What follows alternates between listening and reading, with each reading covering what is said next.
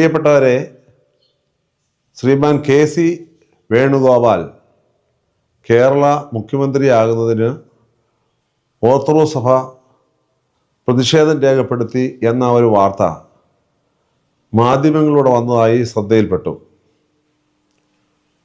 ഞാനാണ് ആ മാധ്യമങ്ങളുടെ മുമ്പാകെ പ്രത്യക്ഷപ്പെട്ട മീഡിയ സെല്ലിൻ്റെ പ്രധാനപ്പെട്ട ചുമതലക്കാരൻ.